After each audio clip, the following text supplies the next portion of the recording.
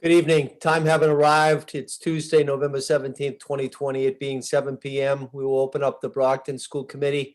Prior to taking a formal vote for a quorum and saluting the flag, I'll read the following into the record. Due to the ongoing COVID-19 pandemic and state of emergency, on March 12th, 2020, Governor Baker issued an executive order temporarily suspending certain provisions of the open meeting law, Mass General Law, Chapter 38, Section 20. Pursuant to the order, public bodies are temporarily relieved from the open meeting law's requirement that meetings be held in public places, open and physically accessible to the public, so long as measures are taken to ensure public access to the body's deliberation through adequate alternative means.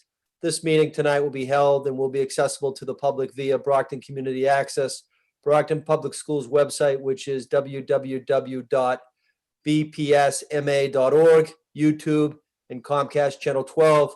The public can also access this meeting via the following link, www.youtube.com/TheBrocktonChannels.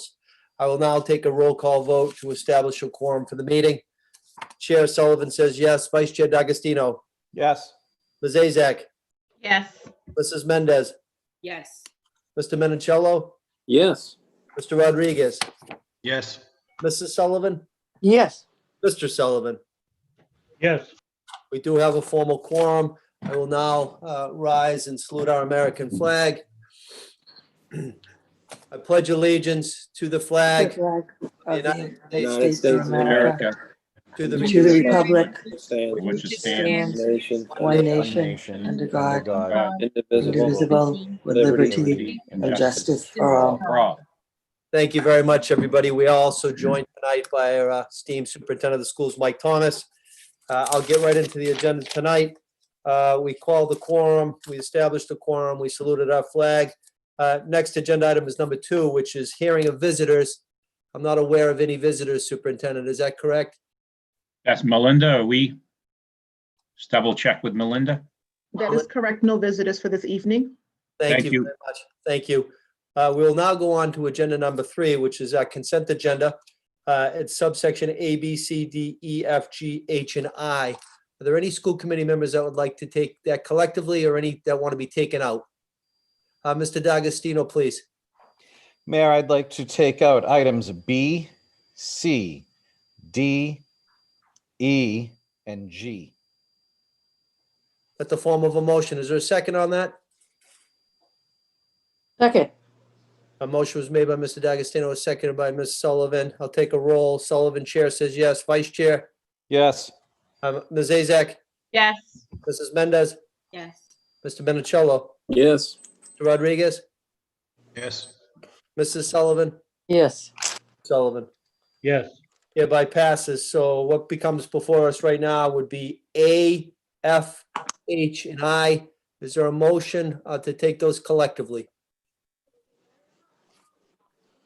Make a motion to approve items A, F, H, and I of the consent agenda as written.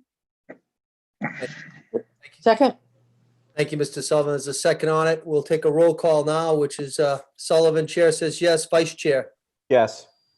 Ms. Azak, Yes. Mrs. Mendez, Yes. Mr. Minicello, Yes. Mr. Rodriguez, Yes. Mrs. Sullivan, yes. Mr. Sullivan.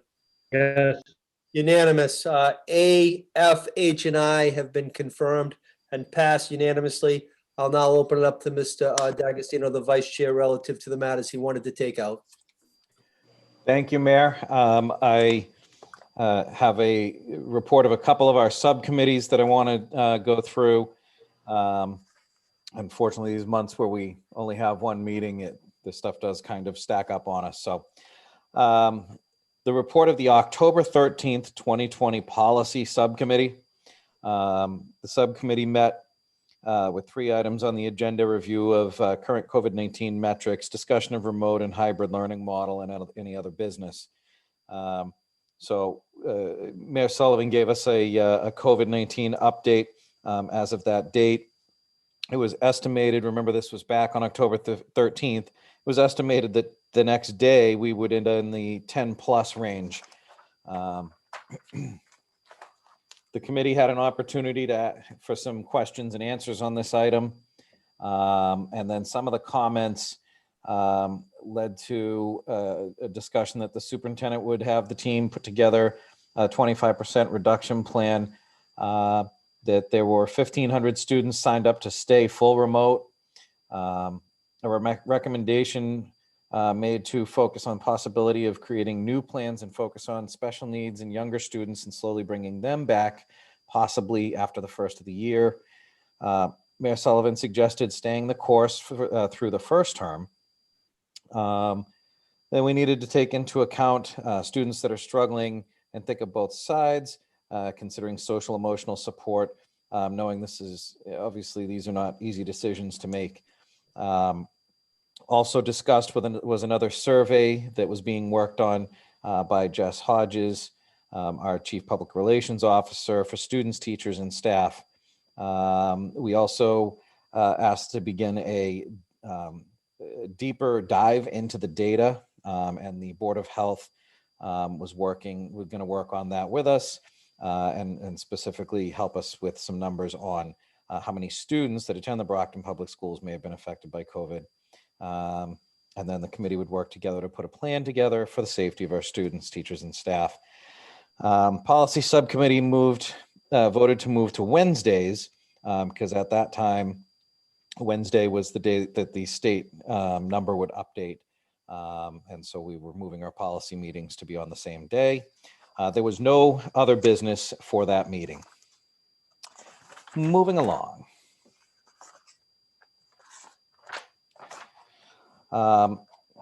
Also on October the 13th, 2020, the Superintendent's Contract Subcommittee met. So on that meeting, we had Ms. Carrie Kopp, the Dean of the Red Building at Brockton High School, and Ms. Michelle Connors, Associate Principal for Curriculum and Instruction at Champion High School, join us and present to us about the evaluation process. The agenda items were presentation of the superintendent's plan, evaluation form, and next steps and other business. So item number one, Ms. Kopp reviewed the first few pages of the superintendent's evaluation cycle, 2019 to 2020. Superintendent Thomas presented his evaluation plan. Ms. Connors discussed the next steps and then would go over the form to capture the results of the evaluation of the superintendent. Ms. Kopp reviewed a PowerPoint on how to evaluate the superintendent's rubric, which was updated in July 2019, and an overview of the superintendent evaluation process. Then the superintendent made a PowerPoint presentation to the committee, and I'll summarize the content of that. Student learning goal, pre-COVID and then ongoing post-COVID, professional practice goal, pre and post-COVID, culture and context, again, pre and post-COVID, organizational efficiency and effectiveness, pre-COVID and again, ongoing post-COVID, operations and finance, pre and post-COVID, remote learning, social and emotional teaching and learning, and communications, operations, and technology. Item number two, the evaluation form and next steps. Ms. Connors discussed the evaluation superintendent end of cycle summative evaluation for the school year 2019 to 2020. She reviewed the actual evaluation form with us and the items on it. The committee was given the opportunity for questions and answers. And then under other business, there was no other business to come before the superintendent contract subcommittee at that time.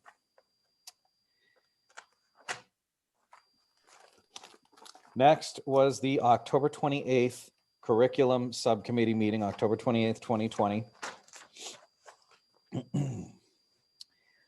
Item number one was presentation of the school-based strategic improvement plan for South Middle School. And just summarizing the material that was shared with us via PowerPoint. We saw the data and demographics, stakeholders, portrait of a graduate, root cause analysis, goals, initiatives, objectives, ongoing goals, turnaround practice, and key initiatives and benchmarks. Committee was given an opportunity for questions and answers. And then we moved on to a similar presentation for the Brookfield Elementary School. They reviewed with us assessment data from 2018, sustainability planning, turnaround practice, schoolworks feedback, sustainability plans, turnaround teams, feedback from classroom visits in March of 2020. They commented that data drives all decisions that are made at the Brookfield, talked about high expectation strategies and high expectation teaching. They reviewed with the committee next steps and implementation progress monitoring. The committee had the opportunity again for questions and answers, and then there was no other business for the curriculum subcommittee on that evening.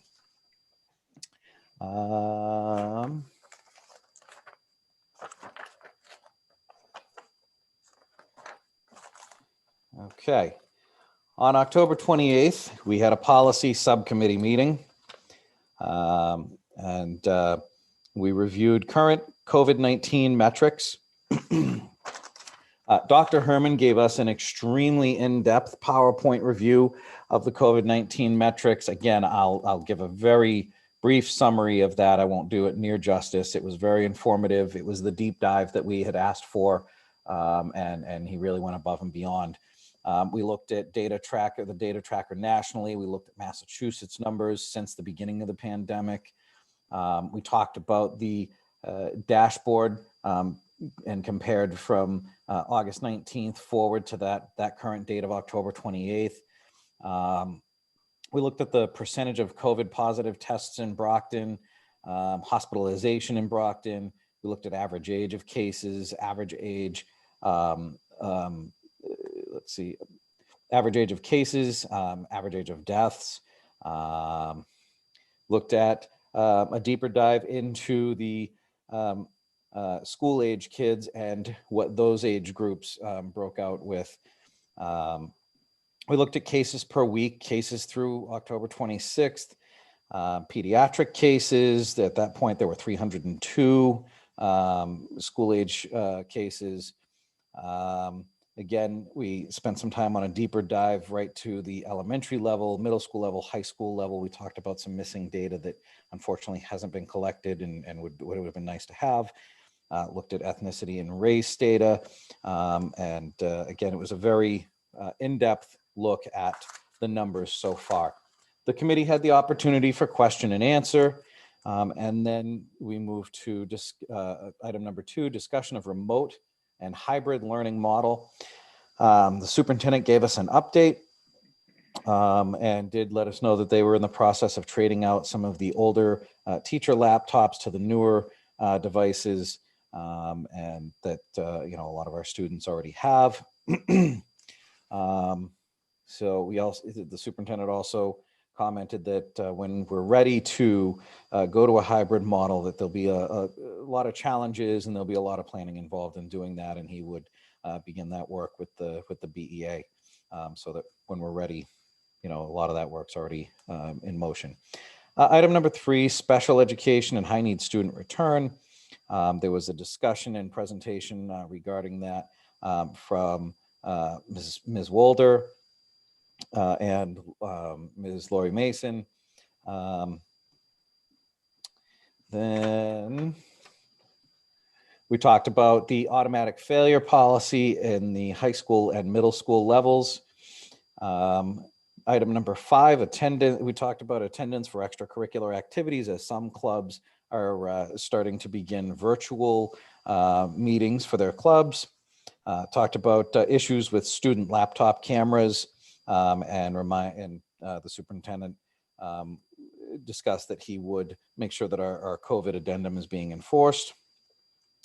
We also discussed that it's extremely important for us to make sure that we have the opportunity frequently to lay eyes in this remote setting on our students so that we can see that they are safe. And so he was going to look at automatic background settings for home privacy and such. And then other business, the mayor informed us that $9.6 million in reimbursements was coming under the CARES Act to the city of Brockton. $7 million of that was related to the schools, and a lot of that was used for the technology. He thanked the CFO, Aldo Petronio, as well as the city CFO, Troy Clarkson, for all their work. And then the meeting was adjourned. I believe that brings us to item F. Item G, I would like to defer to the superintendent on. So we have Soraya DeBarros here with us, the Director of Community Schools, and Community Schools Board Member Richard Bath. So I wanted them to just give us an update on the school, Community Schools Advisory Board bylaws. They were voted in by the Community Schools Advisory Board. So I just want an opportunity for Soraya and Mr. Bath to fill us in on those. Thank you for being here with us tonight. My pleasure. Thank you for having us. I will defer to Professor Bath. He is the boss. He is the Yep. chair of the advisory board. I am not the boss. No way on this God's earth that I am the boss. I just want to say that we did look at the bylaws, but I also have to shout out a few people that helped us out with this. This wasn't done in a vacuum. Soraya, of course, who is an incredible leader of community schools, and you guys couldn't have picked a better person to run the community schools. But I want to shout out to Nancy Farmer, Matt Campbell, Melissa Shepard, Mustafa Mohuddin, Paul Branco, Scott Holmes, Michelle Bolton, and Elizabeth Keene for their tireless work on revamping the community school bylaws. One of the reasons why we decided that we wanted to do this, and we kept the superintendent in the loop the entire time that we were doing this. So this didn't come as any surprise to the superintendent. The advisory board simply wasn't working.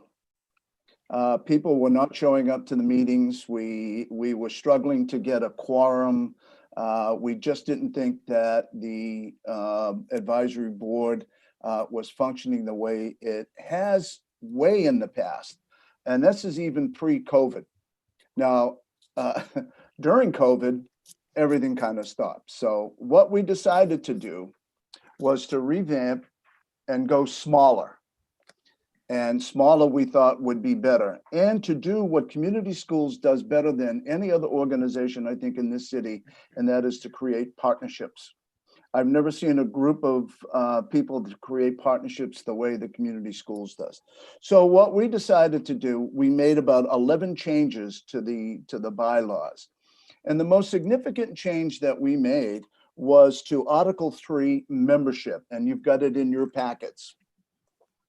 So the membership of the Community Schools Board will be made up of 13 members, which is a drastic change from the 28 or 29 members or so that used to be on this committee. And you really can't get things done by having that many people to work on different issues. So what we decided to do, and this was, and the board was unanimous in the decision to go this way, is that we want to identify 2 business leaders to help us with going forward with developing partnerships.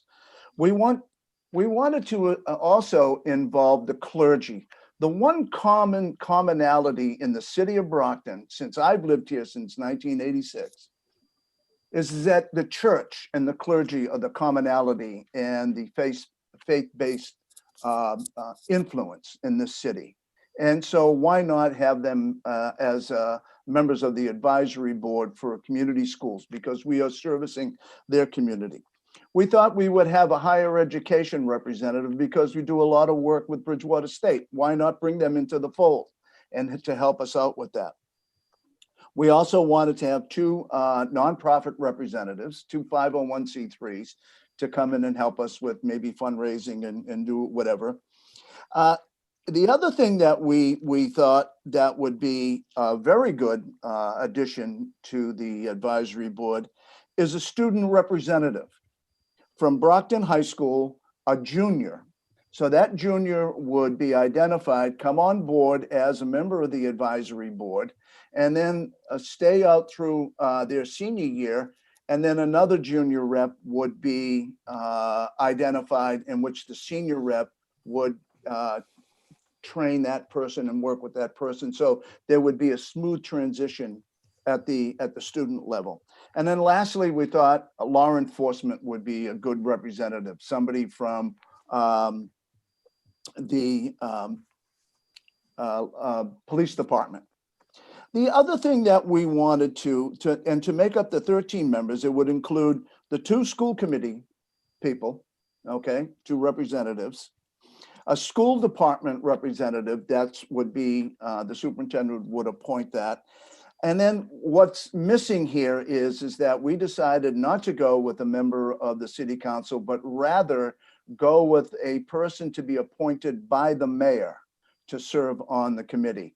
So that would give us a really good, well-rounded group of individuals to help to go forward with community schools. And, you know, one of the things that we're going to need going forward with coming back to a new normal, whatever the heck that's going to be, is to develop partnerships. And I think we've identified 13 members that will help us develop partnerships so that we can offer, bring back community schools to where it was before, when we were servicing 7,000 kids a summer. And, you know, and I often said this, even when I was chair way back when, that community schools is a school district within a school district.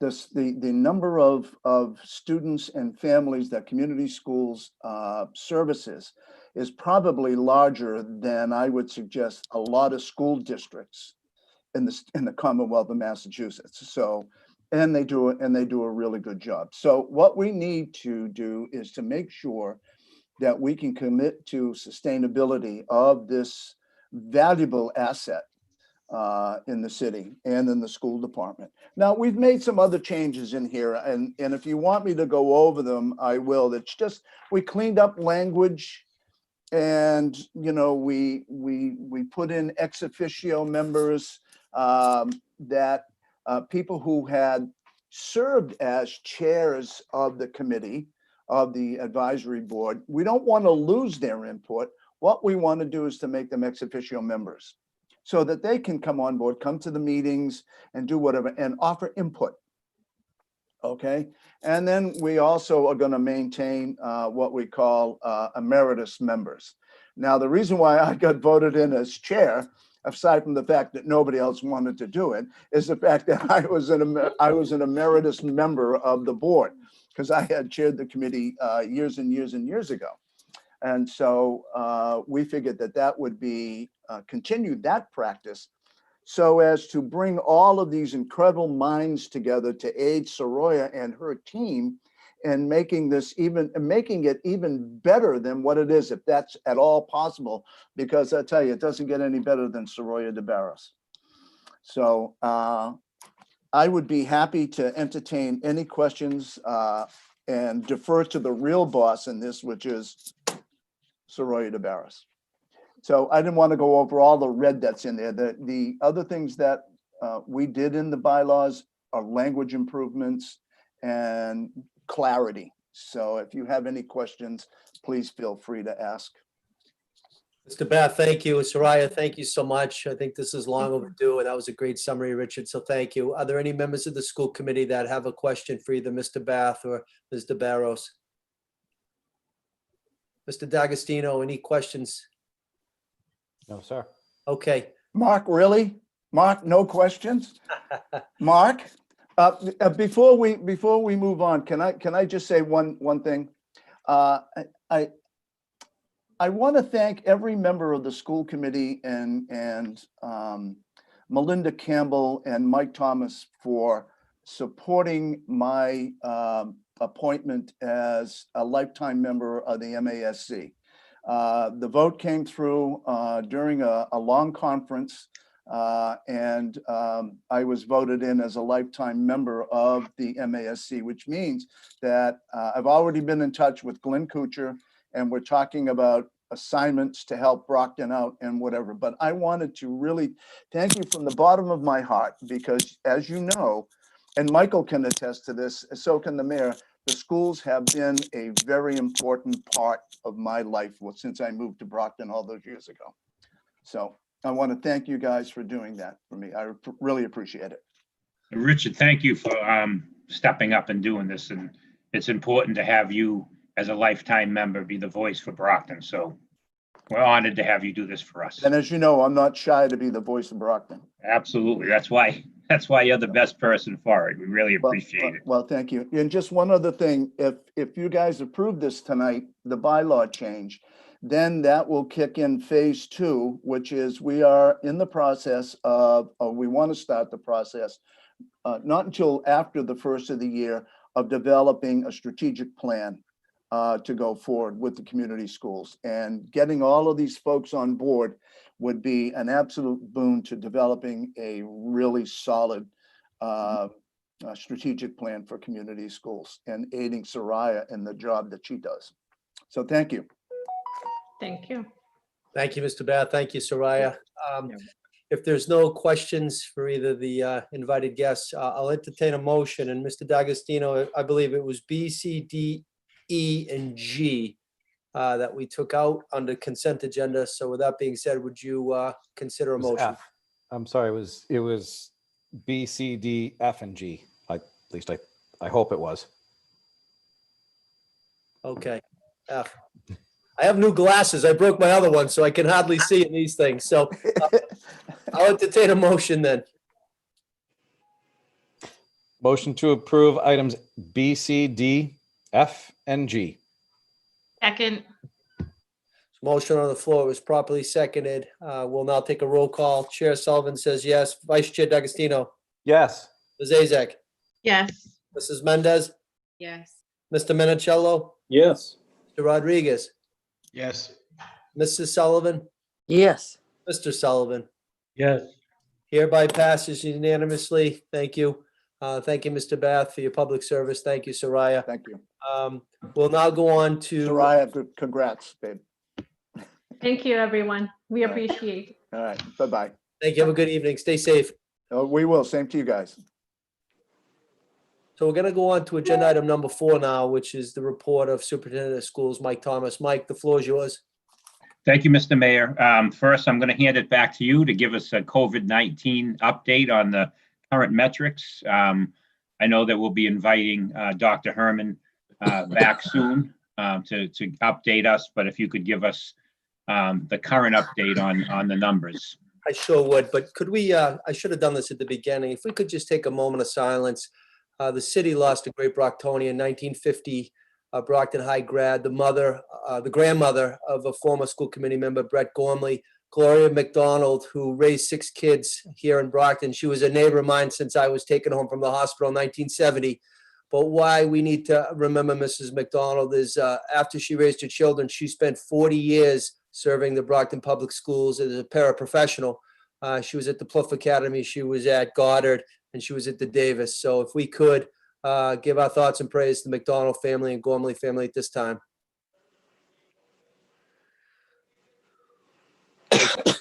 Our thoughts and praise to the family. Thank you. Thank you, Mr. Superintendent. I'll give an update right now. Dr. Herman and I have a standing call every day at 10:45. And it's joined by Eno Montesor, Board of Health Director, and Steve Hook from BEMA. Right now, our death count, which I emailed to the school committee and superintendent, the state delegation, and city council earlier this evening, the dashboard, but our death count, unfortunately, is 309 residents have perished because of this deadly virus. We're at 5,878 total cases right now, which is unbelievable. But that's the number since the state started counting. And we're 620, at least we were a little while ago, current positive cases.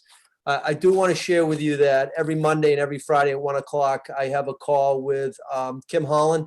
Mr. Holland is the CEO of Signature Brockton Hospital. Matt Hesketh, Vice President of Good Samaritan Medical Center. I have a call, Dr. Maria Celli and Sue Joss, both at Brockton Neighborhood Health Center.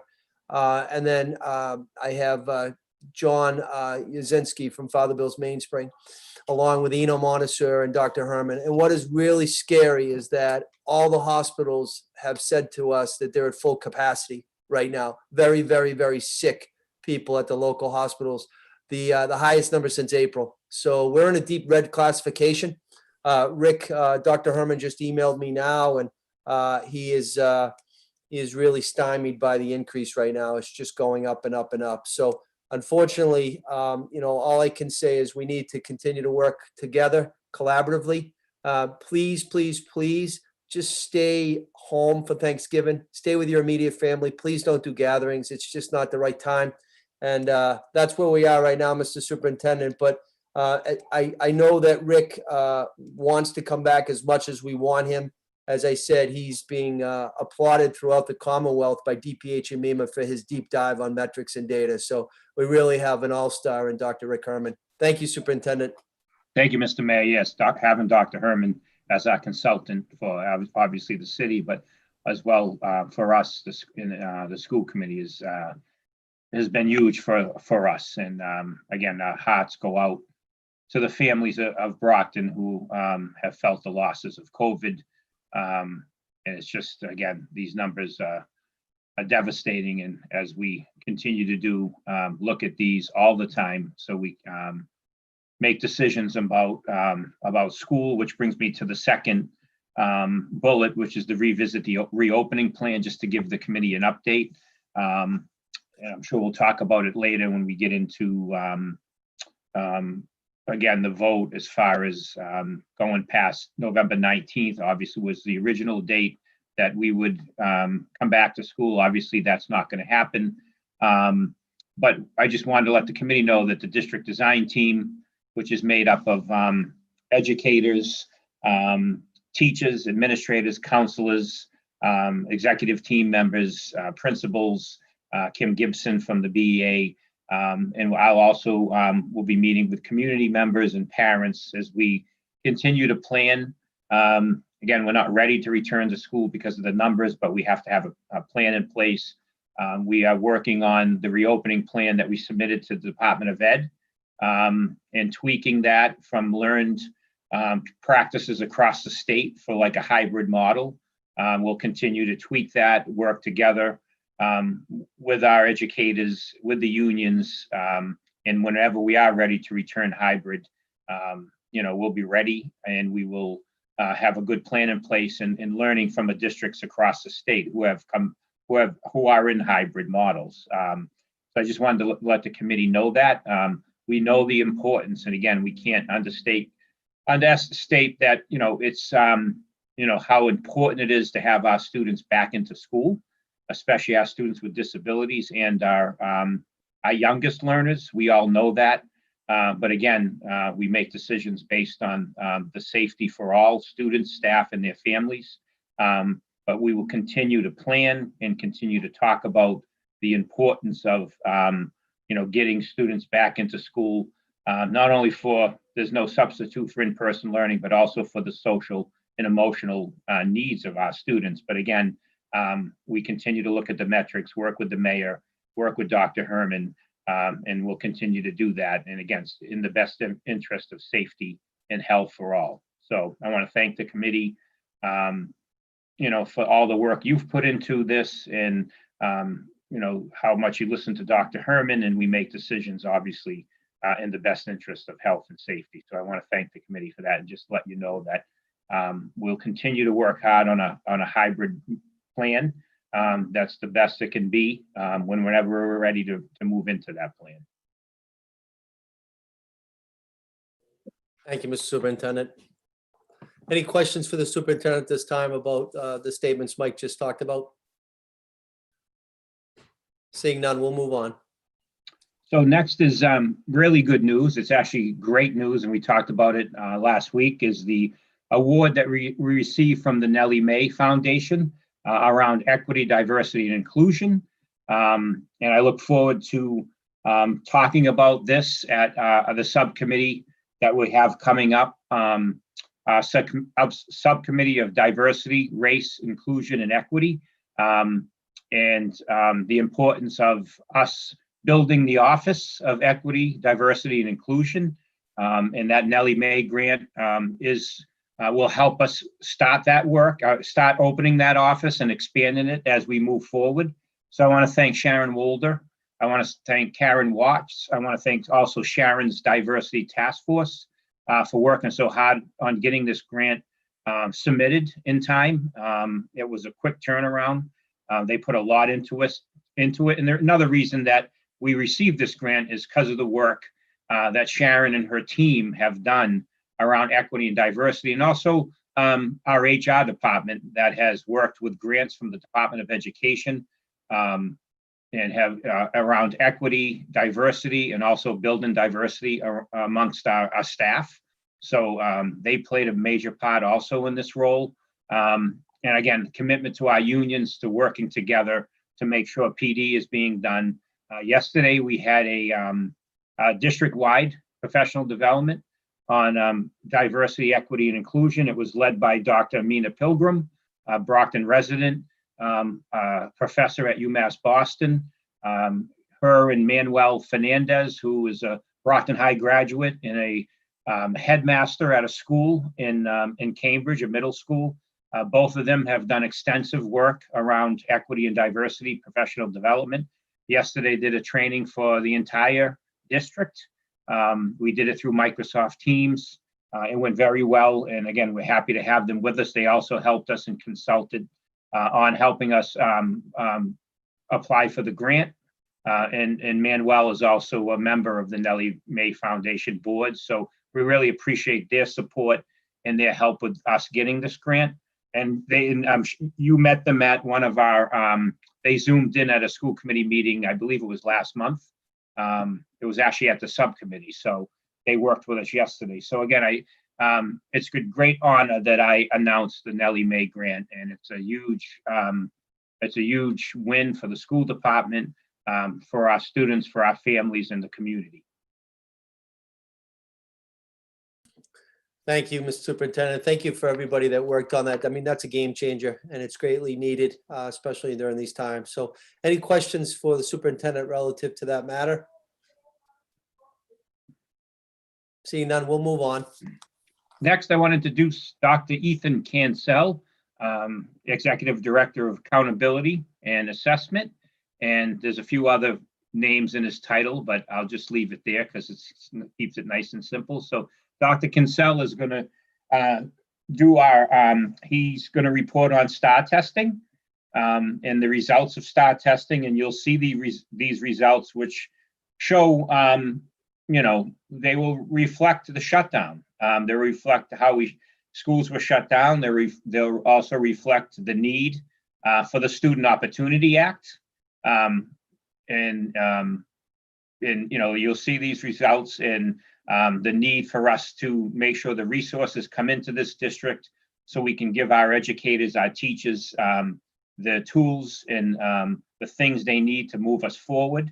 And we can provide our educators, obviously our teachers, our support staff, again, with the support they need to move us forward. But as you can see, when you look at these numbers, you know the reason why the Student Opportunity Act was put into place. And again, we're disappointed that it's not funded. But when you look at the numbers of the STAR testing, it will show you the importance of the state, the need to fund this so we can actually provide our schools and our educators with the tools that they need. Thank you, Ethan. Thank you very much, Mike. Good evening, everyone. It's a thrill to be here to talk about my favorite topic, data, and Mike took pity on me. As you know, there are no MCAS results this fall, so we wanted to give you the STAR results. And I asked, Mike, what is it, 10, 15 minutes? He said, as long as you need. So get some popcorn, sit back. We've got 4 hours of slides. Just kidding. But let's see if we can go. And of course, my slide presentation isn't working. So, here we go. All right. So a few reminders. Is everyone seeing my screen? I should check that. Okay, great. We only are talking about one assessment, and it's important to remember that it's only one assessment. It was given remotely, and a remote assessment is not the best way to give an assessment if you want security. That said, there were thousands of kids who took the test, so that we have a decent sample size at least. The other word of caution is we will be talking about subgroups, and it's very important to realize that subgroups are not monolithic. That means that you can't just lump a group of kids together and think that everything is the same for them. All right, and I wanted to start off with a famous New Jersey philosopher.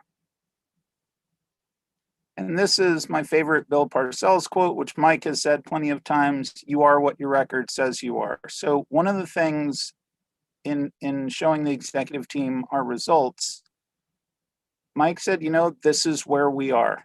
And so that's why we're doing the plan that we're doing. That's why we're working with the state. So show the data, and that's what we're going to do.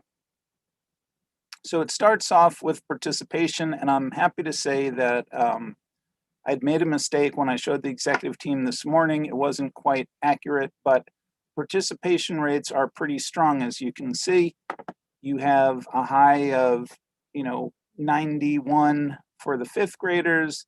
The low is sixth grade, which isn't a terrible amount, but that's pretty good, because realize not every student will take STAR. We'd like in some ways that every student takes STAR, but there's some students who it's simply not appropriate for. Those could be brand new English language learners. It could also be special ed students who are not able to, at this point, reach the minimum score to take the test. These are the scores. They don't really mean very much, but the next slide will mean so much. It'll help you interpret these scores. But what this shows you is you have a unified scale, which is different from the MCAS scale. The MCAS scale, you score 500, you meet expectations, and it doesn't matter if you're in third grade or 10th grade, a 500's a 500's a 500. On the STAR exam, it doesn't work that way. On the STAR exam, if you scored 1,000, that would be great as a third grader. But as an eighth grader, 1,000 would be well below the average score here. So just remember that you're expected to score higher as the grade goes up. But this will help you interpret the actual result. And that is, in terms of how did we compare to the previous year, last year, when we gave this in person. And you can see that 5 out of the 6 grades went down. The third grade went up. And this was part of what I was telling you, that it's important that you realize this is only one test. It was given remotely, and it was given at the start of the school year. But you can really see that the 6th graders really struggled, and we've known that this transition is a difficult one from elementary school to middle school, and it really showed up in the score here. This is the reading. Here's the math. You'd say, why would the math be different? It's given on a different day, and there actually are small differences in the participation rates. You can see, though, that 6th grade that had the lowest, at 86 or 85%, they actually did all right in participation here. So it does show you that different kids take the test. Some kids, for whatever reason, don't take it.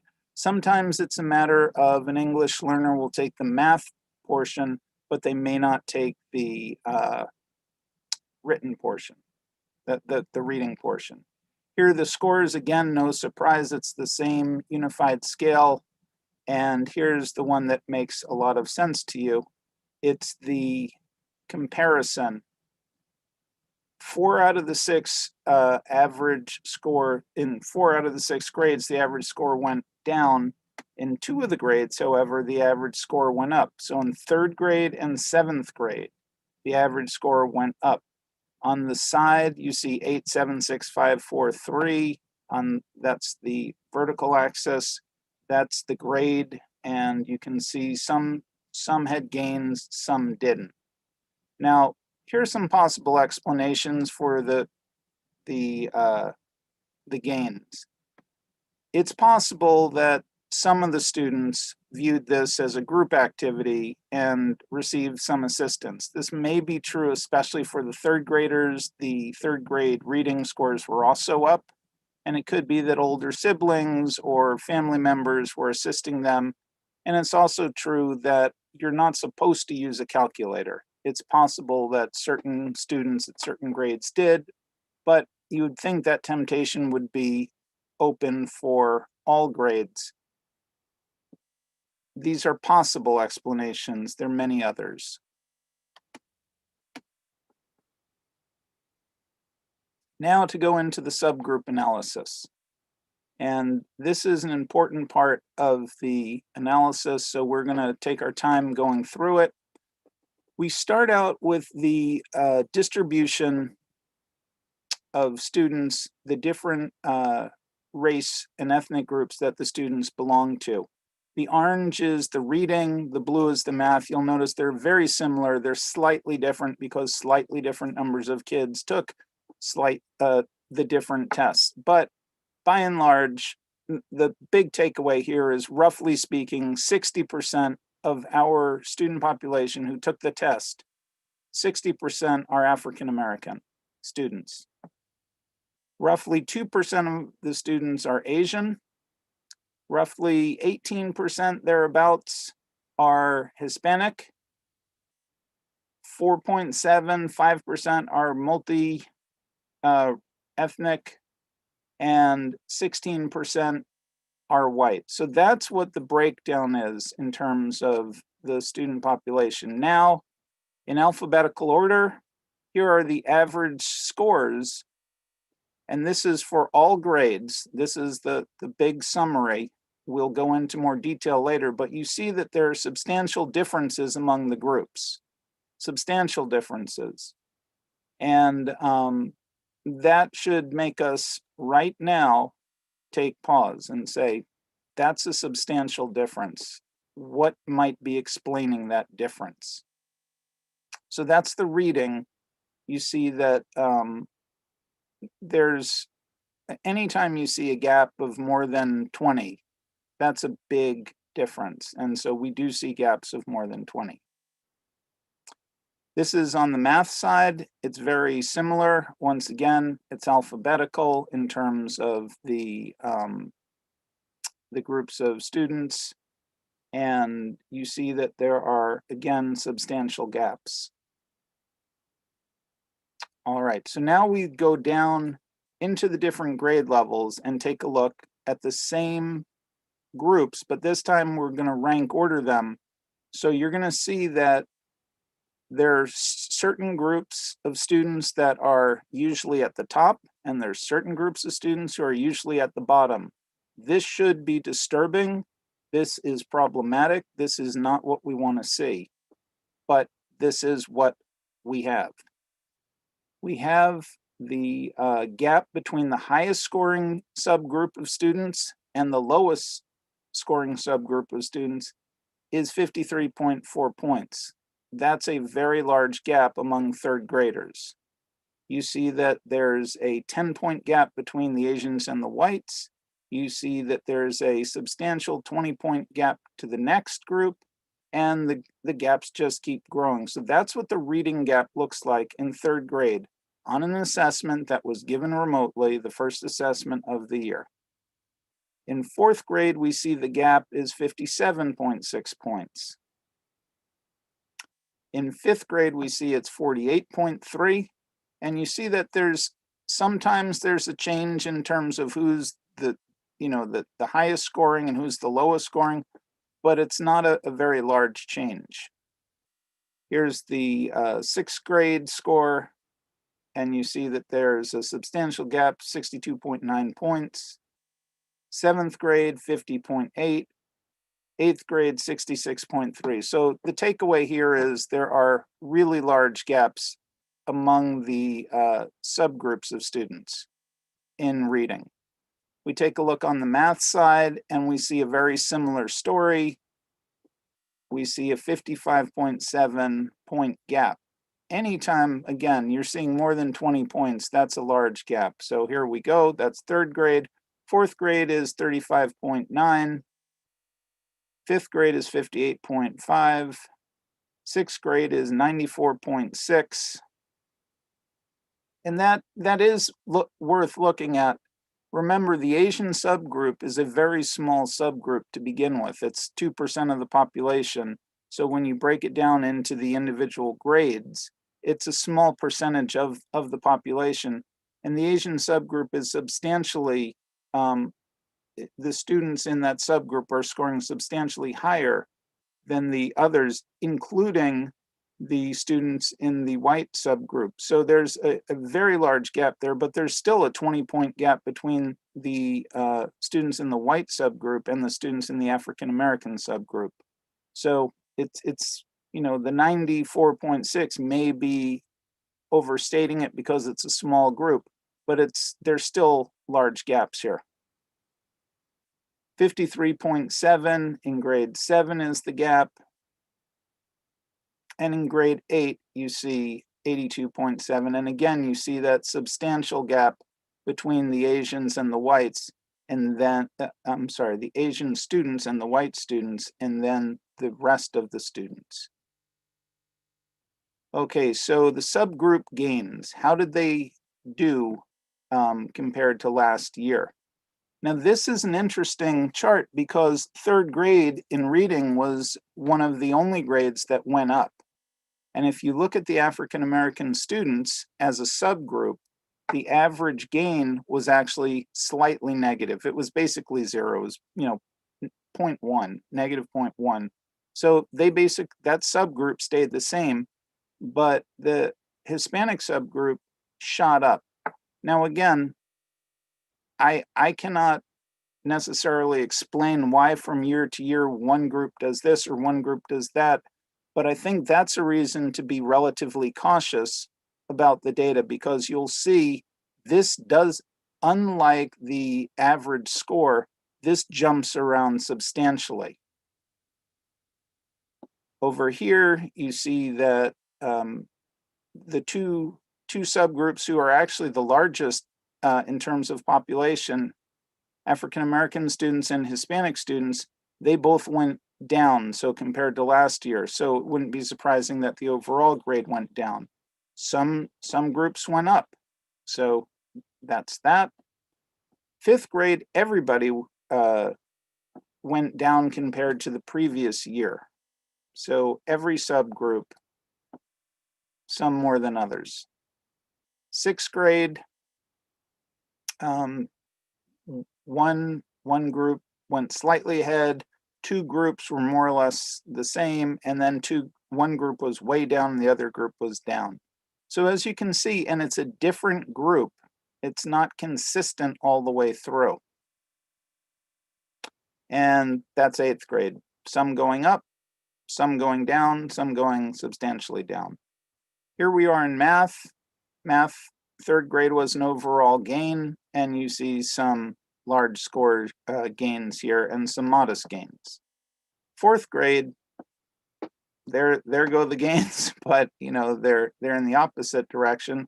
But there are two groups that did have gains. So fifth grade, more or less every group declined. Sixth grade, you had one group that went up, everyone else went down. Seventh grade, up and down, but the groups that went up again, the African American subgroup of students and the Hispanic subgroup of students, they constitute our largest groups. They both were on the gain side, so it wouldn't surprise us that the entire group gained. And then you have eighth grade, and there it is, almost every group was down. Now this is a part of the slide where we want to try to begin to get at least some hints as to why the scores are doing what they're doing in the subgroup analysis. And so there are overlaps in the different groups. It's not just that a student is in the Asian subgroup, but you could also be an English learner, you could be a student with disabilities, you could be both You could be economically disadvantaged. And unfortunately, I couldn't include the economically disadvantaged figures because the state hasn't released them for this year. I did look at last year's, but that was last year. But just to explain these statistics, we mentioned earlier that the African American subgroup was roughly speaking 60% of all the test takers. Of that group, African American students, 27% of them are English language learners. So 27% of the African American students in our school system are English learners. But because the African American subgroup is our largest subgroup, it's our largest group of students, 71.5% of all English learners in the Brockton Public Schools happen to be African American. So you can begin to see that by having membership in multiple groups, you can begin to understand where some of the scores are coming from. So you basically see that the African American, Hispanic, and Asian students, roughly speaking, a quarter to a third of the students are English learners within that group. It's much lower in the white and the multiracial ethnic group. And when you consider the size of the groups in terms of the population as a whole, it's also much lower. Okay. This is the same sort of slide, but it's for students with disabilities. And you see a slightly different story. You see that 13.6% of the African Americans students are in the students with disabilities category. That said, when you look at all the students with disabilities in the Brockton Public Schools, you see that there are a large amount of students, the largest amount of students are African American. So you see, this is how it is, and you see a little bit of disproportionality. Okay, so now this slide attempts to summarize if you are in these groups or if you're not in these groups, what are your scores?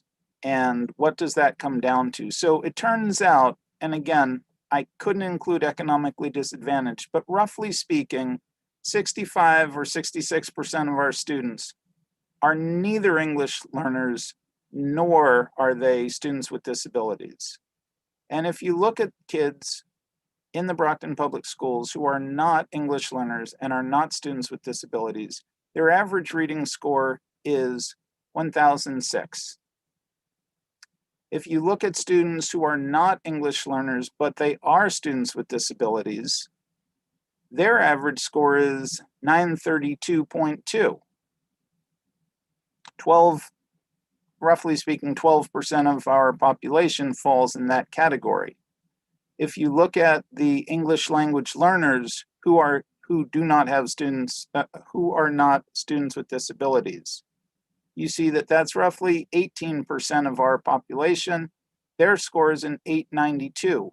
You notice that that's a very large distance from the other two scores. It makes a lot of sense because we encourage our English learners to take the test. It's in English. And this is a reading test, so it shouldn't surprise us that a time test in English is going to disadvantage in terms of scores the English learners. But it does establish a benchmark. It shows where the students are, and they can, exhibit growth from this point. And then when you look at the students who are both English learners and students with disabilities, which are almost 4% of our population, their score is an 872.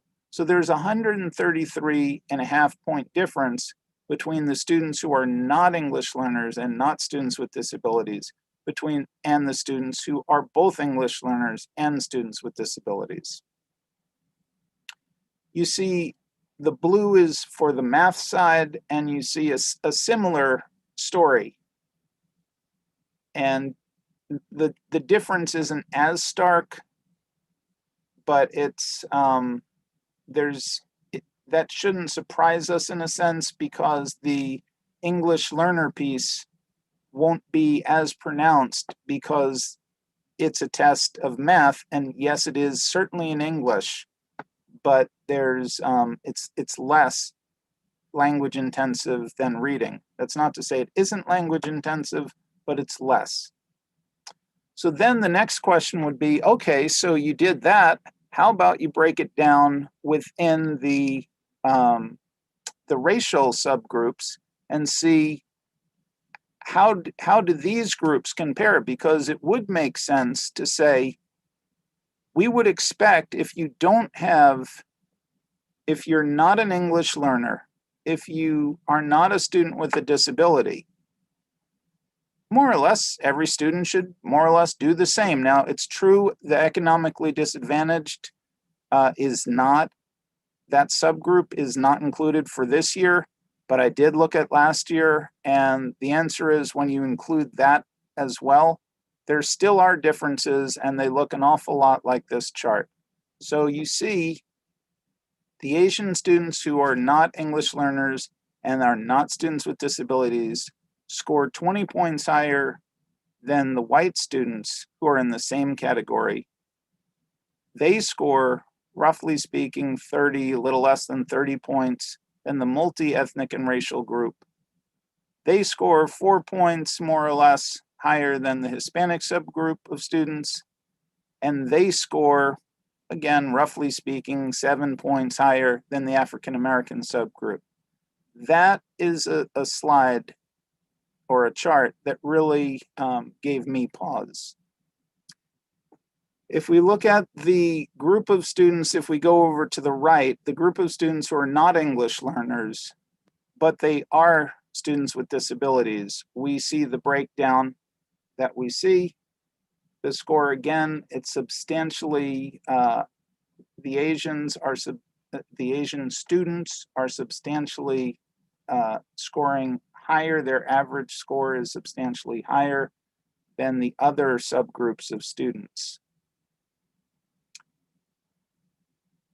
You do see a difference over in the groups that are English learners but do not have disabilities. The multiracial and ethnic group of students is now up at the top of the score. So these are English learners but do not have disabilities. And then when you come over to the group that is both English learners and students with disabilities, we see, again, a somewhat different sorting with the white subgroup of students at the bottom, which is different, and their score is substantially lower than the African American subgroup, and certainly substantially lower than the highest scoring subgroup. So that's what that is. It's not what we would want to see, and it certainly gives some pause. This is the math side. It's a very similar story. You can see that there's, the gaps that exist. Even if you say, okay, let's just take off the top group, the Asian subgroup of students, because it's a very small percentage of students. These are the ones who are not English learners and not students with disabilities. We see a 23-point gap between the white subgroup of students and the Hispanic subgroup of students. That's a very large gap. So you see a very similar distribution for the students who are not English learners in math, but they are students with disabilities. When you look at the English learners who do not have disabilities, you see a very similar distribution. There's some shifting around. The Hispanic subgroup of students has now slid down towards the bottom, which that was certainly not the case in the first two charts. And then the final one, where you have English, you are both an English learner and a student with disabilities. You have a new shuffling. The African American subgroup is now the second highest. And interestingly, last year, and again, this is only last year, when I combined the economically disadvantaged, it turned out that the African-American students were the highest scoring when you added that. I don't know what that tells us, but that is what we have. So our challenge is to meet our students where they are and take them where they need to go. And as Mike has said many times, this is where we are. We know that we have a lot of work to do. We know that we have a plan in place. That's why we had the district review. And I'm sure that there are many of my colleagues on the executive team who have great answers in terms of the potential solutions, and you'll be hearing them in the meetings ahead. So with that, I can turn to questions.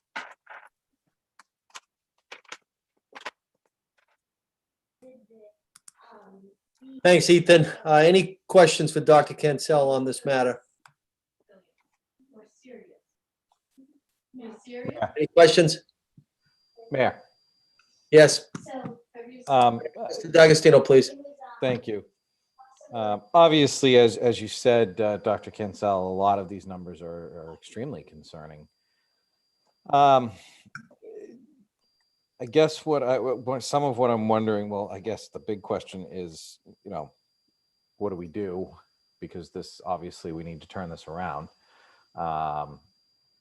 But the other question I was curious about is, do you have these results?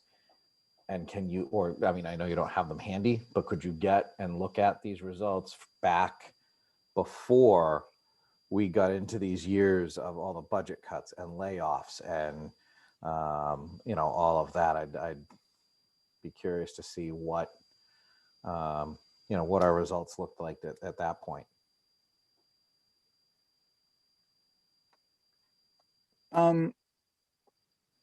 The answer is sort of yes.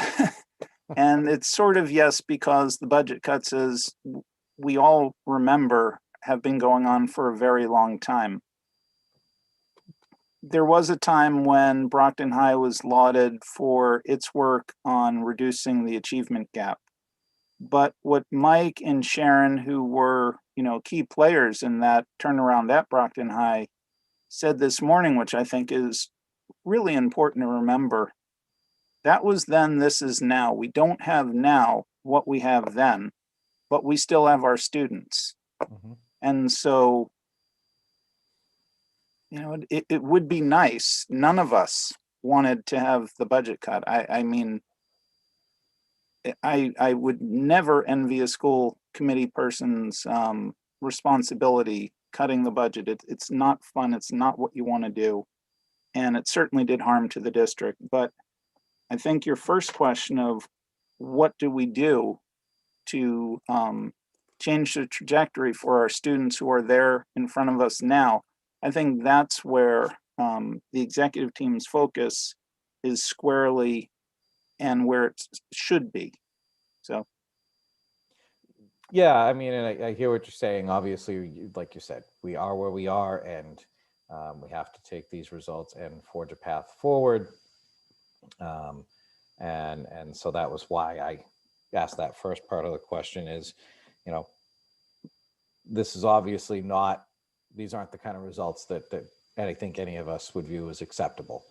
And so, I guess we'll, in the coming, hopefully in the future, short term, start to look at plans of what we're going to do to turn this around. I was just, like I said, just curious as to, I know the past is the past and that's not where we are, but, I would like to see if you can, whenever you have a chance, pull. I can tell you that, again, it was a long time ago. The Great Recession happened when Bush left and Obama came in, 2008. But back then, our middle schools, what we found was the longer you stayed in Brockton, the better you did as a student. Right. Unfortunately, through the budget cuts, that has not kept pace the way it used to be. So that's what I could tell you from the past, how it's different now. As I remember it, I think, once you got to 10th grade, really, if I remember right, I might be wrong on that grade level, the numbers greatly improved at that point. You're right. The longer that the student was with us, the more improvement there was. If I remember right, I want to say that I think when I first came on, there were still numbers at that, grade 10 level, but all right. Well, like I said, we, as you said, we are where we are, and we just have to figure out what we're going to do to go forward from here. Thank you. So I'm going to jump in. So thank you, Ethan, for doing this. And again, this was the first assessment given this year, and it comes off of closing down in March, scrambling to make sure we got all of our students computers, and that still wasn't enough to give every student a computer. So we struggled with that in the spring, not being a one-to-one district. Again, that goes back to budget issues. Teachers not having what they needed when we switched to remote learning. We did nothing but cut technology over the years. So teachers weren't equipped with the tools that they needed to, flip a switch and change over to remote learning back in March. So we lost a lot of valuable time, through the spring. Again, we're up and running. Again, it doesn't, we can't, parents need to see results and need to know that, we're going to work on this and fix this, give our educators, our teachers, our school administrators, give them the tools that are needed. And the reason we need to do these presentations and look at the data is obviously to, like the district review said, is to drive our decision making. Whenever the SOA money does come in, which is desperately needed, because again, that's the reason for the SOA money. It's to provide a gateway cities with money to close the achievement gap. And that is that's lowering class size, that's providing professional development and giving our teachers the tools necessary to close the achievement gap and make our, and bring our students and hold high expectations for students and, make them successful. Actually, these, those numbers, that's why we need to look at them. It helps the teachers know where their students are. It helps us as a central office focus on what we need to do to support our teachers and give them what they need. And again, that was the reason around the Student Opportunity Act. And you look at this year, you look at how the 6th grade is struggling. There was no transition time. Those transition points from when a student goes from 5th grade to 6th grade or from 8th grade to 9th grade, those are key transition points. And it's desperately needed to have, again, being in front of students, and that was lost. That was lost this year. Summer programs that provide extra tutoring and learning for students that are struggling. Not only our students, regular ed students, but students with disabilities not having the total in-person summer program. That was all remote. And so those are the factors that, and the tough things our teachers are dealing with and we're all dealing with. However, we need to do better for our families and for our kids. And that's to close the achievement gap. And again, this is why we are entering into an MOU with the Department of Education, from the results of the district review. That's why we're going to review this data often as a team and put our new strategic plan and put things in place that will move the district forward and make sure we're doing our best we can for our students. And that's all students with disabilities, English language learners, students of color, students that are coming from poverty. So again, there are challenges, but we have to meet them and we have to do better for our families. Thank you, Mr. Superintendent. I believe Mr. Menachella has his hand raised. Hi, yes, thank you for a very wide array of information, Ethan, and obviously very detailed and time consuming. But I think some of the realities that we have to deal with is, even when you look among the subgroups, within the subgroups, there are multiple students from different areas, even though you're looking at ethnicity or race or what have you. I mean, these kids are coming from all sorts of different places.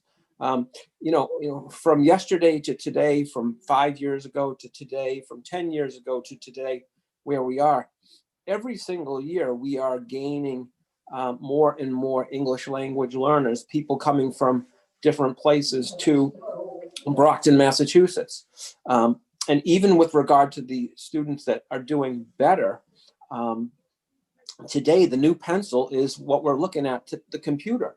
And how sophisticated and how comfortable and how able to utilize this new pencil that we're all using as a tool is going to determine whether or not a kid can be successful in today's day and age. So, if in fact we have kids of all ethnicities that aren't sophisticated with the computer, that's strike number one against the entire district. So no matter what, our technology and our practice and effectiveness and getting kids more comfortable with using the computer, like it's their pencil of tomorrow and today, really, that has to be, I think, job one, because other districts, the kids, have had, based on, financial well-being of families, familiarity, having, their own, having 2-3 devices in one house. I mean, that puts kids, no matter what race you are, ahead of the other person who doesn't have that access. So in terms of like summer school programs or after school programs, I think one of them has to be, computer training, just basic, let's call it penmanship, penmanship of yesterday. Well, guess what? This computer is the penmanship. You got to be able to utilize it to write and in order to answer questions and deal with tests and do your work and submit it and understand it. If you're not savvy with the computer, you're not going to be successful in today's day and age and in our school system where we're doing this all remotely. That's a reality. And if you're not going to admit that, then you might as well just, put up the white flag. Secondly, again, our kids are coming from so many different places. When Mike and I and all of us who are graduates of the Brockton Public Schools went in the mayor, there were a lot less kids from different parts of the world.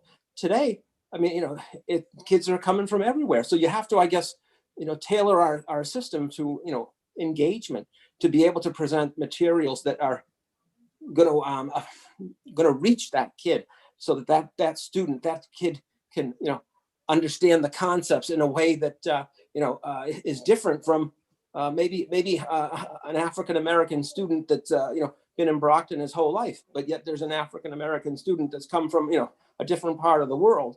Those two kids might be in the same subgroup, but guess what?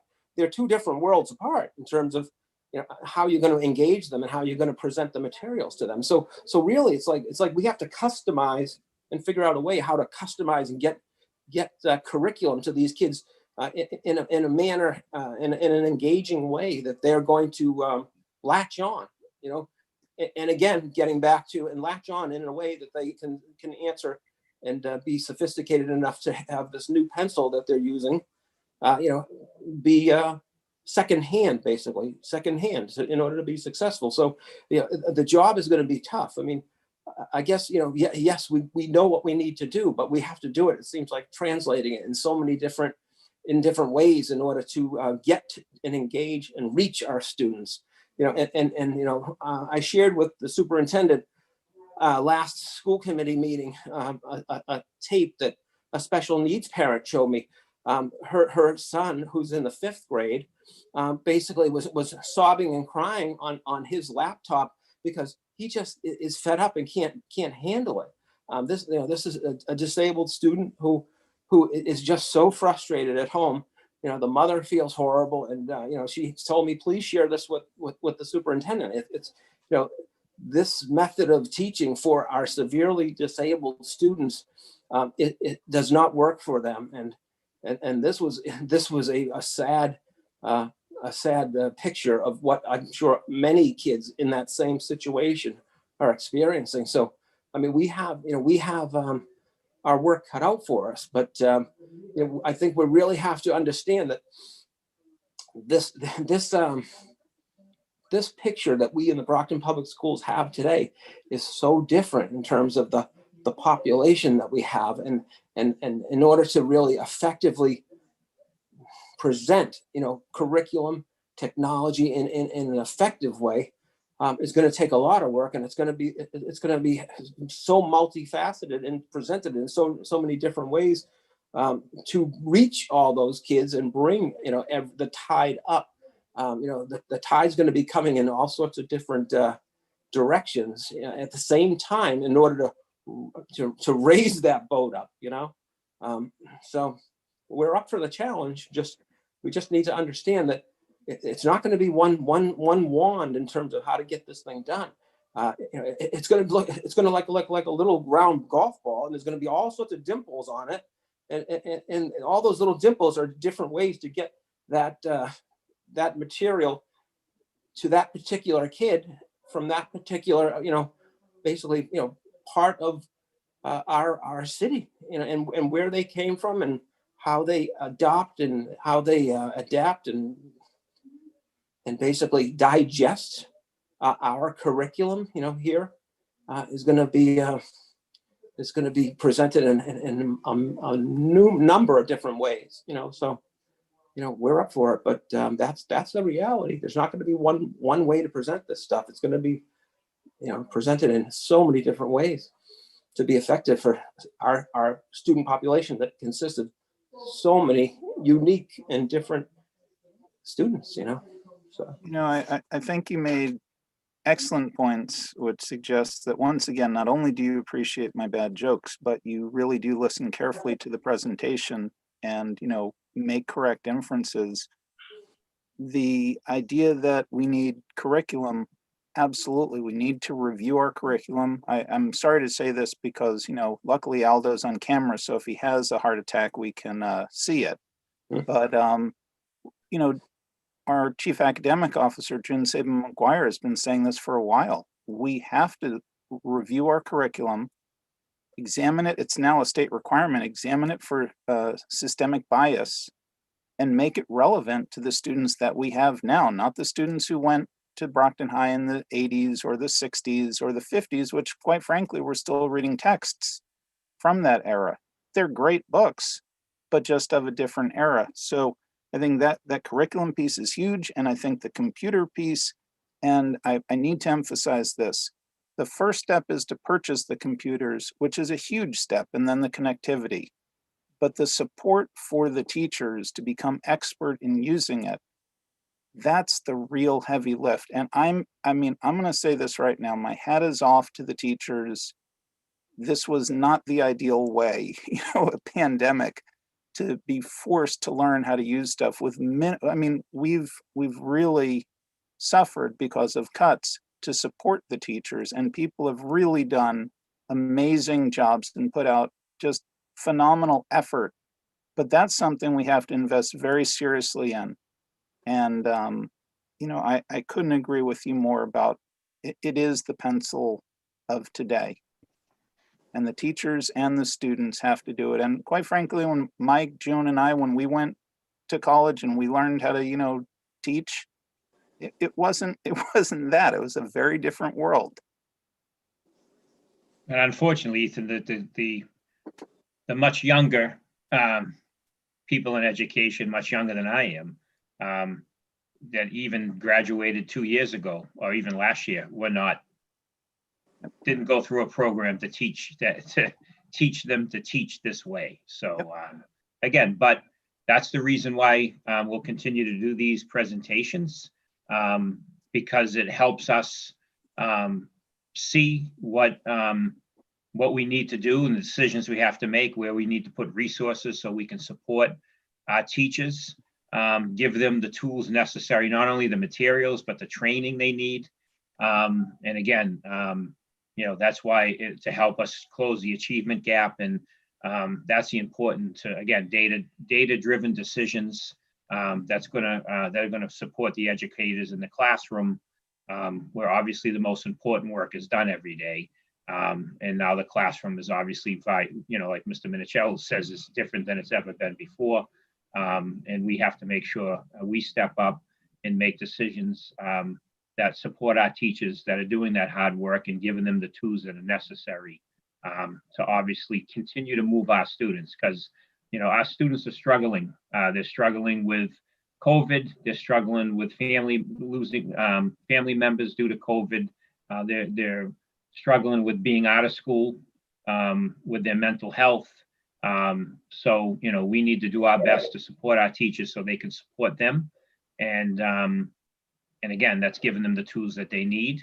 And again, high expectations for all. And together with a new strategic plan and support from the Department of Ed. And again, making decisions based on what's best for our kids, which we've always done, will move us forward and we'll close the gap.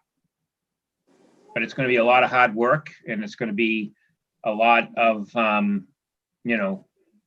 tough decisions as we move forward. But again, it's always, especially the school committee, and decisions that are always made in the best interest of our students. And again, it's going to be hard work, but we have no choice. We have to do better for our kids. We have to do better for our teachers, and again, give them what they need to be successful. But I think it's going to be, at the same time, I think we're going to really have to rip apart, the system that we have. Because we're going to have to adapt to our student population. Yep. Okay. And, people like to use the term, equitable bias. And that's fine. But so that means you're going to have to come up with creative ways to impart a curriculum that the state is not going to allow us to just present whatever curriculum we want. The state obviously has certain materials, certain standards that everyone has to reach.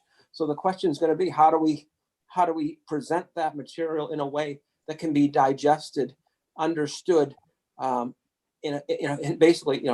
a manner that can be absorbed quicker? Because like Ethan said, the longer the kids are here, the better they did. Well, we don't really have time for them to be here that long to get what they need to get. We need to be able to present it to them, quicker, so that they can, so that we can basically raise the tide.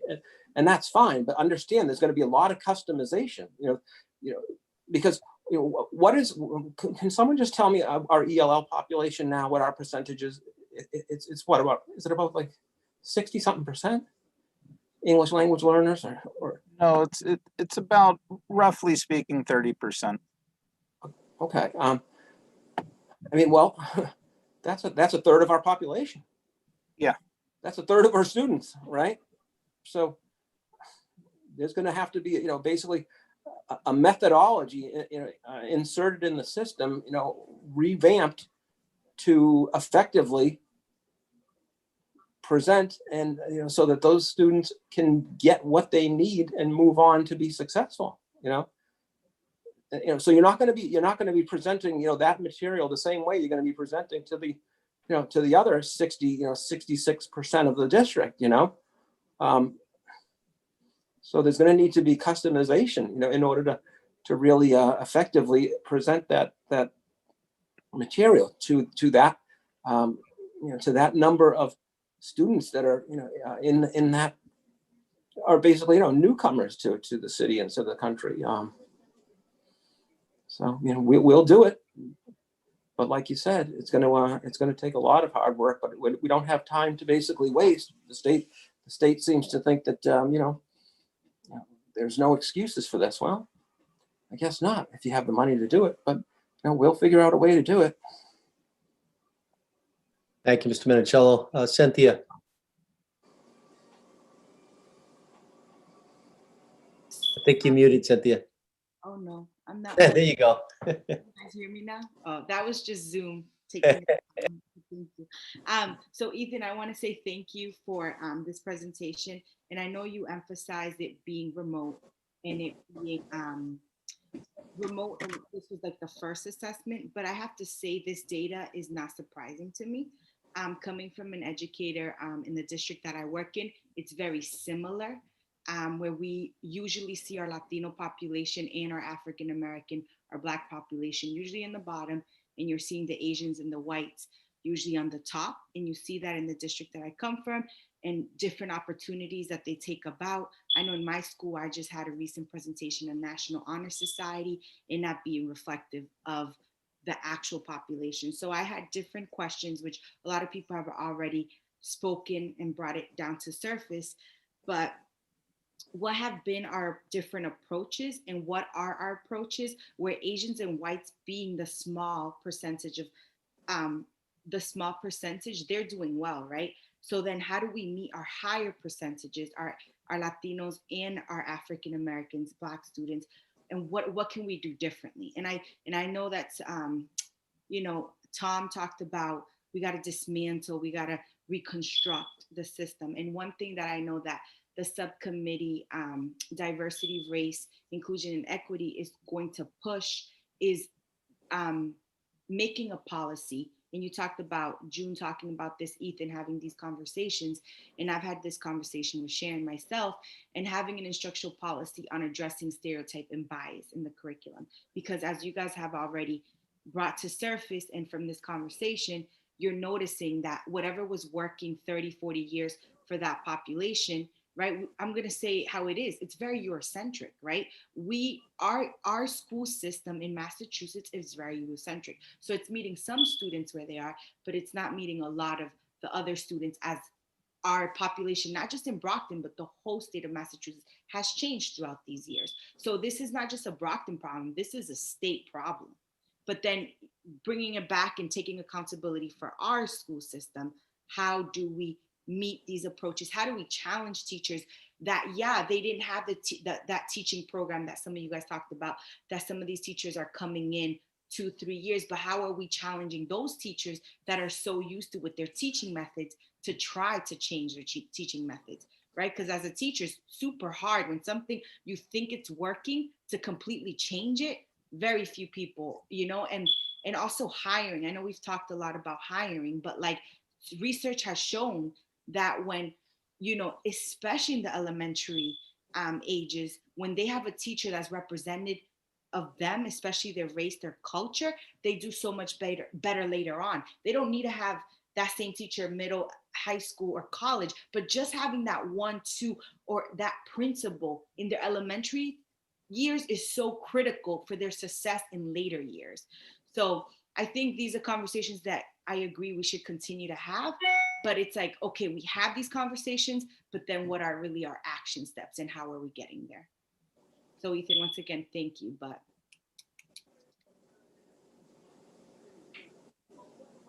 Any additional questions for Ethan or Mike on this matter? Yeah, just to follow up to Cynthia. Thank you, Cynthia. Great points.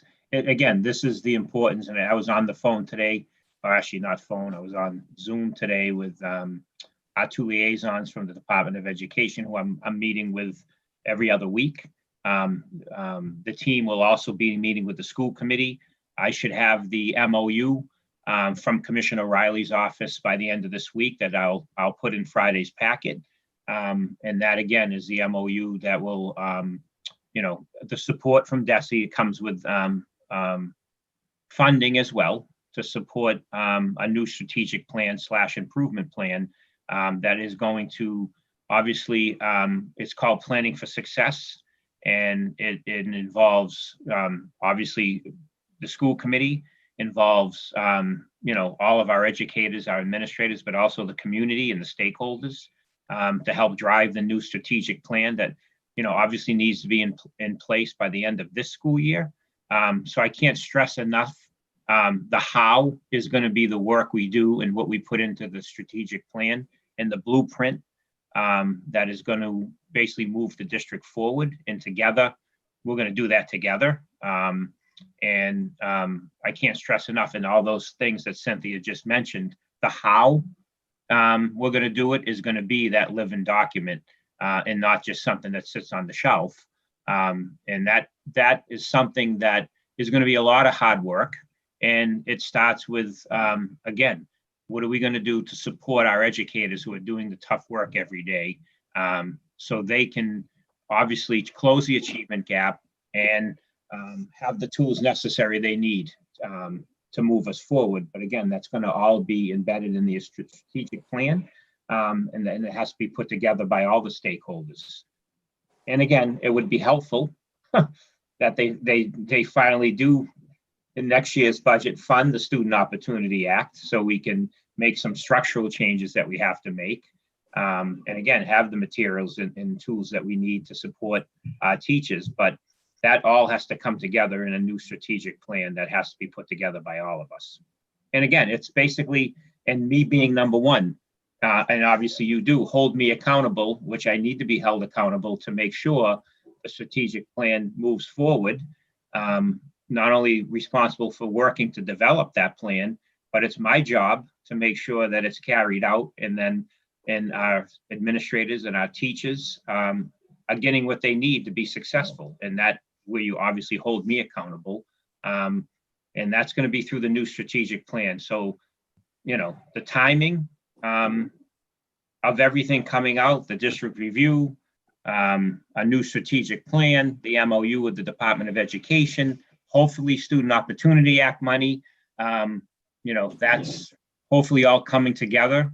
Obviously coming together during a very difficult time in a pandemic, but this work has to be done together, because it just can't be done from the top and down. It has to be done with everyone, especially again, our educators who are doing the toughest work there is in the district, and their voice has to be heard along with our parents, because it's their children that we have to do better for. Thank you, Superintendent. Any additional thoughts or questions for either Ethan or Mike at this time? Tom?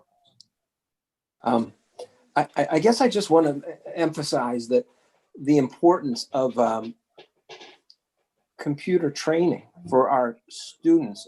I understand about our educators, and I get that. No one was trained to do this, and no one really was well prepared to get into this situation without bumps in the road. But I'm talking about computer basic training for our kids at all levels, because our student population is not overall well trained on the computer to use this as a second nature type of a tool, to be successful. And so forgetting about curriculum right now, but there's a huge component to making sure these kids, no matter what it is that they're digesting, can use this screen, this computer in an effective way. So, to me, that's a huge component. I mean, so you can talk about all you want about curriculum, but if these kids cannot use this computer effectively, like the kids, in other school districts, they're always going to be behind. And this is really where society has gone, and it is going in the future. We're not going backwards. We're going more forward with technology. So computer training for our students, class time, summer programs, after school programs, weekend programs, things like that. Classes, with regard to, community schools, classes with computer training with churches or what have you, organizations for our kids. This is going to be a huge part of the basics. Once these kids can really master, the new pencil, the computer, then it's like, okay, they're ready to rip into whatever it is you give them. But unless you're successful with this, you're not going to be successful with curriculum. Yep. Great point. Thanks, Tom. Mr. D'Agostino, please. Yeah, not to keep going, but I think I agree with what Mr. Minicello was saying, obviously, that we need to make sure that the students know how to use the technology. But I think we kind of have to hit all at the same time if we're going to get anywhere, right? If we have, as Mrs. Mendez said, a Eurocentric curriculum, and we have teachers that don't know how to use the technology and kids that don't know how to use the technology, this isn't working, right? So we've got to, and we'll obviously have to get into it and do a deep dive into this, but I think we've got to hit all three of those areas simultaneously, which is going to be tough to do, but we'll do it. We'll figure out how to do it, and we will find a way to do that. But I think, and obviously we'll talk more on this, but I really think that we're going to have to tackle all three of those at the same time in order to be successful. We can't just go after one and not the other two pieces. We've got to hit them all three at the same time. Just my opinion. Thank you, Vice Chairman. Any additional comments from any of the members? Thank you, Dr. Cancel. Thank Oh, you, I'm sorry, Tom, you have a raised hand. I'm definitely not saying we're not going after other areas, but what I'm saying is the computer is the foundation. The computer is the piece of paper to basically deal with all the different changes, and we are going to be making changes. That's not the issue. But you've got to be able to write in order to be successful, and in order to be successful, you need to be able to write with this technology right here. And so I get it. We're gonna be changing all the pieces around so that our students are successful and our students are engaged and our students can be on an even playing field. But all that said and done, at the same time, our kids are behind with this technology, and this is a huge piece, and needs to be included as much as the curriculum. That's my point. Training on the computer for all of our students has to be done simultaneously with what you're talking about, Mark. And so I'm in total agreement. Yeah, I am too. I wasn't disagreeing with you at all. I'm sorry if you took it that way. I don't at all disagree with you. That's okay. I still love you. I think we agree. All right, it's a very important topic. Does anybody else have any thoughts on this or none? We'll move on. I want to thank everybody on that. Dr. Cancel, thank you very much. Superintendent, you have another matter under your. Yes, and Aldo, numbers are coming in from, and I know the mayor, you can jump in on this as well, but numbers are coming in from the House and the Senate for the FY21 budget. So I just wanted Aldo to update us. And again, obviously the mayor can jump in as well on what's going on currently with FY21. And Aldo, maybe you can give us some news that there might be some more money coming. We know that the SOA is not being funded this year, but I know that the Senate and House were working on putting a little bit more funding into Chapter 70. So if you can update on this, that would be great. Sure, correct. As you all know, the governor's budget at the beginning of this year gave us an additional $21 million, and then that fell apart when COVID hit. So the governor put out his revised budget, which brought us up to what we called level funding from last year. So we originally budgeted at a couple percent under level funding. So by them coming in at level funding, plus what is almost about 2% inflation, we're up about 3.6 million from that amount, and about we're up about 3.6 million in the Chapter 70. So that plus the fact that we underfunded ourselves brings us around $5 million. Now we hedged on about 11 million when we started the whole budget, if you remember. Mike kept pushing me, I kept pulling back, but we hedged around 11 million. So between the governor's budget and this year to last year, we picked up some money.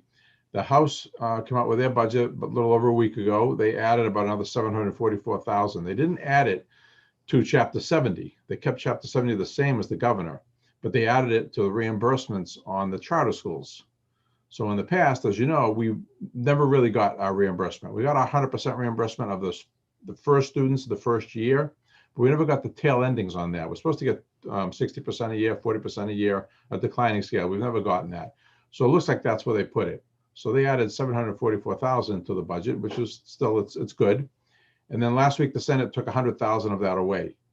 So they kept Chapter 70 the same. They increased the charter school reimbursement. Although the House said they added 108 million to Chapter 70. So I don't see it, the 108 million. So I'm hoping that maybe they're going to give us some one-time aid, or would they consider hold harmless aid, something to help us for this year. And that won't be Chapter 70, but it comes as almost like a grant. We'll get it separately. I'm still waiting to hear from the Department of Education on that piece. They usually won't put it out until they're done with the Compromise Committee. So now that the House gave their piece, the Senate gave their piece, we're hoping by the end of this month, because I know the governor wants by December 1st on his desk, the budget. So hopefully at that point, we'll know our number. We'll hopefully pick up again some more money there. In all of this, there's the city's 20% share that goes up also. So I think between all of that, we may pick up about 7 to 8 million of the 11 million that we hedged. So, and then we have received some grants, which are going to help us quite a bit. We still have some people that are laid off. We will still pick up some savings in transportation right now. And we will pick up possibly some other savings in the budget of things that we're just not doing because the CARES Act is covering a lot. So we've spent about 14 million of the CARES Act money so far. They've reimbursed us first $1 million or so the first round. Last week was a check for a little over 7 million for the school side of the funds. I have another 3.4 million. I'm hopefully going to get in this Friday, submitted to the county to get reimbursed. And then after that, I got a couple more million to go. In the end, there's always stuff they might not pay for. So I'm trying to create a little fund to cover that, whatever they might not cover. I mean, they may argue that our remote learning center or our distance learning center down on North Main Street, they may say they're not going to pay for that. We put in for the lease, for the rehabilitation of the building, for the internet connections. So I think it's a worthy expense. It was done for the purpose of remote learning for our students. So with all that said, I think we're going to look pretty good this year. It was very, very uncomfortable at the beginning with all the hedging, but things are happening. They're rolling in. They're coming our way. I think we're in great shape. So as I was saying on the CARES Act, they increased our figures for the entire city. It's not just us, up to a little over 18 million. And it looks like we're on a goal to spend all of that between the city and the school side. The laptops was a great improvement for us. I mean, we've never had a brand new laptop in every child's hand ever. So that's great on our part. And we're hoping that in the coming weeks, we can get a little more money out of the county and be able to pick up some more supplies that we could use. FY22, the governor comes out with the FY22 budget towards the end of January. Usually it's the last week of January. So that means in December, they're really probably formulating what they have for a budget. The revenues have looked pretty good for the state. They're not as good as they are in a regular year, but I think they're better than they were. But I'm hoping they fund the Student Opportunity Act next year. I know that they have the hurdle of reduced state revenues, reduced taxes coming into the state. Our concern is we received probably between the CARES Act and some other grants, probably $5, $6, $7 million this year that they may not replace next year. Again, those were one-time grants. So if we don't get that, that could hurt us, but I'm hoping that they really fund something on the Student Opportunity Act. I think they really have to. That should hopefully outweigh it. And we're running pretty lean right now as it is. So I'm going to be optimistic about FY22, but we'll know that by the end of January from the governor. And that's it. With that, I'll take any questions.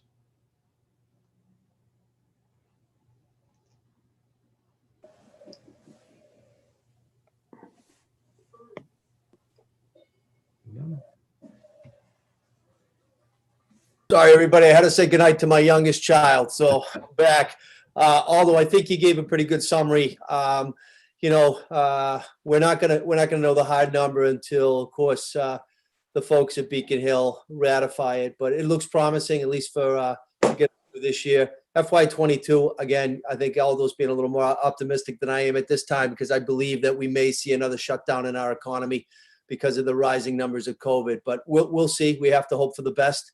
I also know that with President-elect Biden, I did get a call from Congressman Lynch saying that we will benefit from some HEROES money now. We'll get some HEROES money after January 20th from the Fed. So that's promising.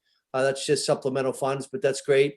And just want to reiterate again that Mike and Aldo and Troy Clarkson and myself, we're going to spend every dollar we can to get reimbursed under the CARES Act. So the $7 million last week reimbursed was awesome. It was a game changer again for Brockton Public Schools. But at the end of the day, we have additional funds, 2.6 in the queue right now on the city side, 3.4 is going to be submitted on the school side. And we're going to maximize that 18 million. And there may even be some potential to get additional funds according to the treasurer. But again, we'll see how that pans out. Any questions for Aldo or myself? We will. Oh, there he is, Tom. Well, I'm trying to play by the rules. I think I got my little blue hand up, but whatever you'd like me to do. Aldo, the busing money that we've been saving, I guess, how is that being utilized, spent, or, where is it and what are we doing with it? It's sitting in its account. We have our non-net school spending accounts. It's sitting there. First student has been calling, wants to talk about their contract. I put them in touch with Murphy, Hesse, Toomey, Lehane. Peter McNulty is the gentleman there, the attorney there that's handling it, not only for Brockton, but for many other communities that have busing contract issues. They're requesting that we pay them something, even though they're not servicing us. That's really, it's up to you and the mayor on how we go on that route. But I've got a call Thursday with Peter from Murphy Hesse to discuss his last discussion with first students. So the money's set aside. Yes. Okay. I mean, we have been transporting some special needs, some special ed children to special schools, but it's nowhere near what a regular busing budget is. Yeah, we've transported, again, Spellman when they're in session. We've been transporting them. We were New Heights, but they're back fully remote. I think North Fork Aggies, we run that bus still, and then any out of district placement, but all the other money, again, we're just putting aside and not spending any of it until we see what happens with busing going forward. Okay. All right. Thank you very much. Also, Tom, within that non-net spending, obviously we're also saving the crossing guard money as well. Right. So, I mean, so I guess all I'm saying is, I'd like to explore all legal opportunities to benefit our students with the tools that they're going to need. And when I say tools, I'm talking about, learning, teaching, curriculum, whatever we can legally do that's going to put, our kids in a better place. I would love to be able to legally use that money that will accomplish everything that we've talked about tonight, to bring our kids to where they need to go. When I hear people saying, well, they'd like, some of that money for services that have not been rendered. Well, so with the hotels and the airlines and the restaurants that have folded up, I think, should we write checks to all those people too? Yeah. I'm sorry, I've got a long memory, and when we needed buses and First Student raised the rates, it was never, oh, here's a free bus for you, to cover. It was like, okay, well, cut down your runs, and this is how much you can afford. All right, well, thank you very much. So, well, thank you very much. Well, we'll see you next year. We'll tell you what we need next year. And to put that money into programs, curriculum, training, everything, PD. Whatever it is to make our kids better. Well, guess what? That's where that money should go. If we can legally do it, because like you said, it is non-net spending. So, we have to figure out how to be able to, get it legally in the hands of our students for their benefit in the system. Yeah. So Tommy make a good point, because in an email for a student, the regional manager sent was about their contract, and so I politely wrote back that, when we were laying off teachers and support staff and cutting programs for kids over the years, First Student didn't come to our rescue.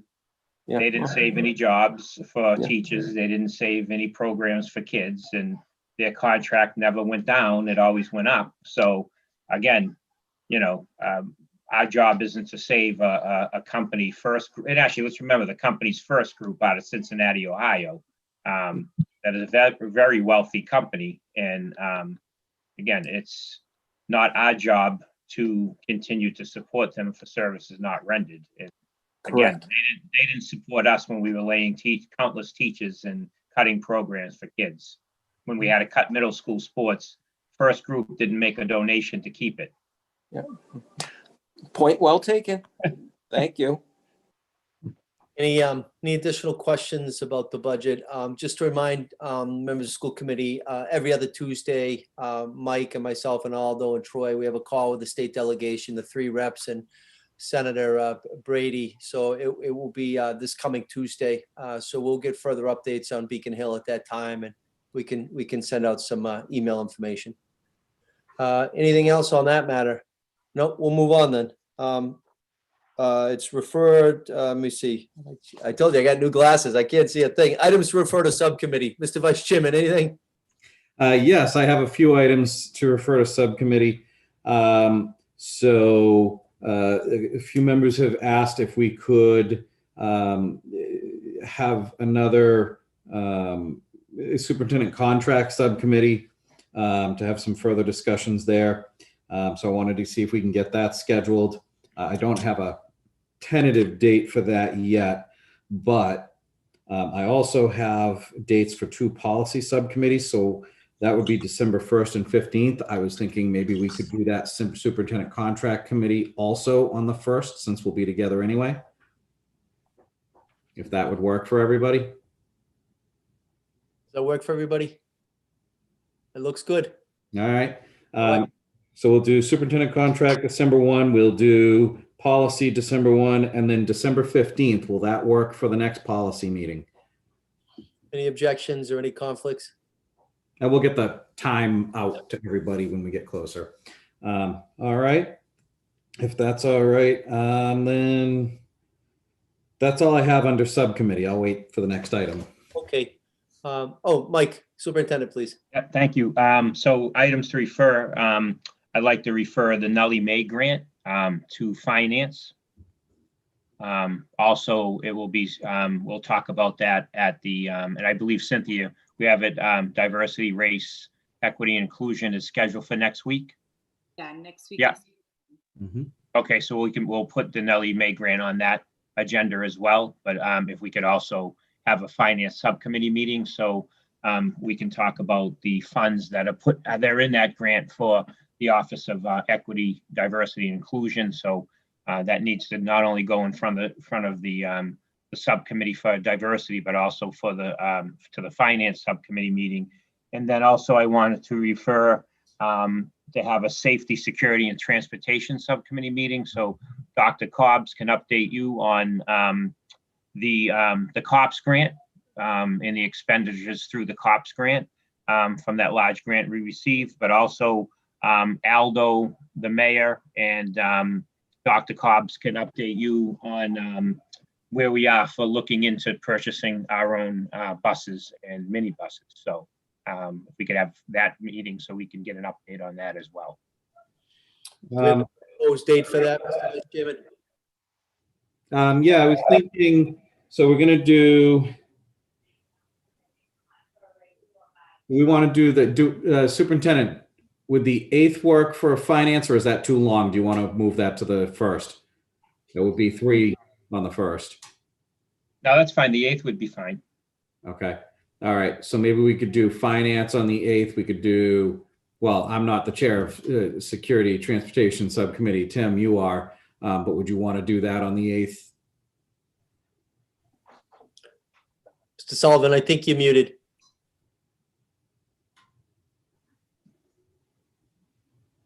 I think. The 8th is fine.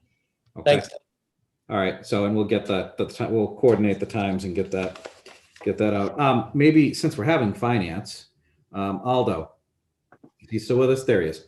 Yes.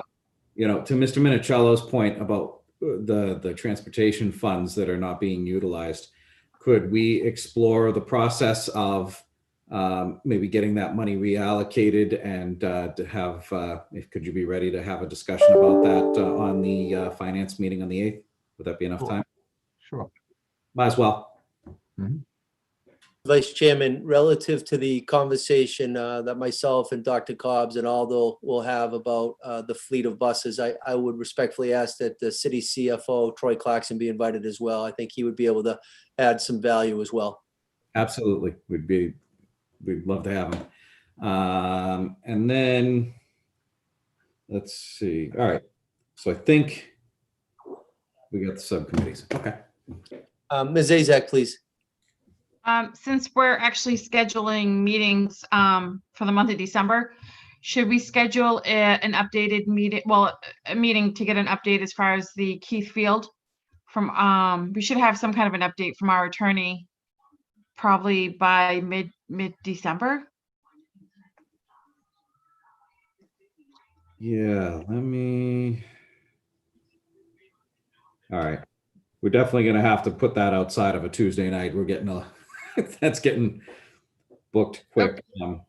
Okay, because I mean, if the council's going to be voting on something, then we need to, I don't think keeping that till January, No, or at least getting some kind of an update from our attorney. Okay. So that's fine. Why don't, yeah, we'll have that. We can figure out a date. And yeah, Okay. look at the overall schedule before we put anything else in. Any additional requests for subcommittee matters? Seeing none, we'll move on. Unfinished business is Mark, you're up. It's number 5 on the agenda. Sorry. All right. So I have a couple of items under unfinished business. The first item under unfinished business comes from the policy subcommittee. I didn't include this when I was reading the minutes, as the full minutes are not yet available, but we do need a vote this evening. On first, the automatic failure policy. It was discussed at the November 10th policy subcommittee that we would suspend the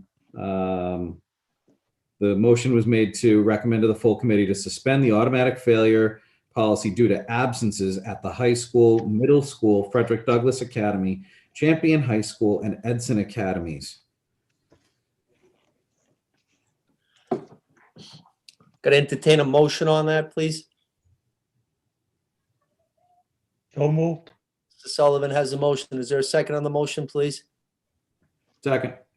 Second by Mr. D'Agostino. I'll do the roll, please. Chair Sullivan says yes. Vice Chair D'Agostino. Yes. Ms. Azak. Yes. Mrs. Mendez. Cynthia? I think you needed. Okay, thank you. It's all right. It's almost 9 o'clock. Don't worry. Mr. Minicello. Yes. Mr. Rodriguez. Yes. Mrs. Sullivan. Yes. Mr. Sullivan. Yes. It passes unanimously. Thank you, everybody. Mr. D'Agostino.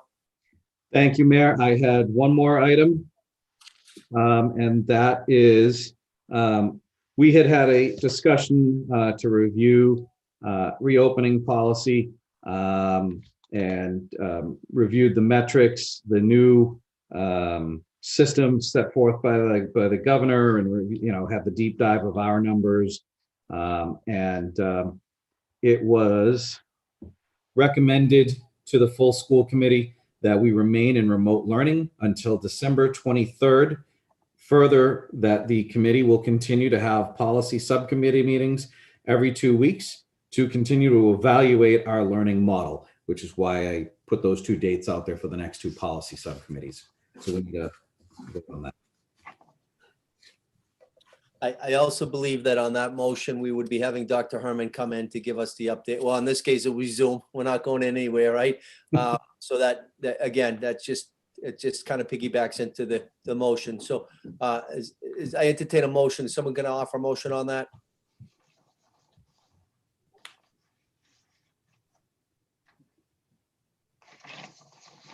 Anybody want to make a motion? I can as chair. So moved. Minicello, thank you. Is there a second, please? Second. All right, Judy, thank you. So motion on the floor is properly second. I'll do a roll call vote. Chair Sullivan says yes. Vice Chair D'Agostino. Yes. Ms. Azak. Yes. Mrs. Mendez, Yes. Mr. Minicello, Yes. Mr. Rodriguez, Yes. Mrs. Sullivan, Yes. Mr. Sullivan. Yes. Thank you. It's unanimous and it passes. Anything else before us on that matter, Mark? Nope. Any additional members of the school committee have anything under unfinished business, which is number 5 on the agenda? Seeing none, we'll move on. Number 6 is new business. Any new business before us this evening?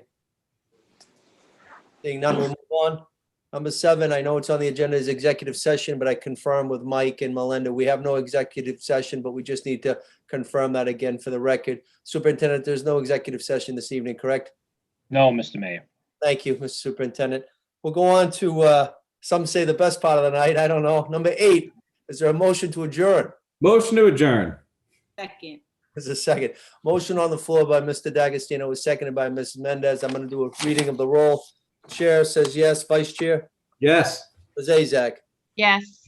Mrs. Mendez? Mrs. Mendez, yes. Mr. Minicello? Yes. Mr. Rodriguez? Yes. I read your lips. I got you, Tony. Thank you. Mrs. Sullivan? Yes. Mr. Sullivan? Yes. It passes unanimous. I want to thank everybody. Good conversation tonight. Good meeting. Be safe. Be well. Thank you. Have a good evening.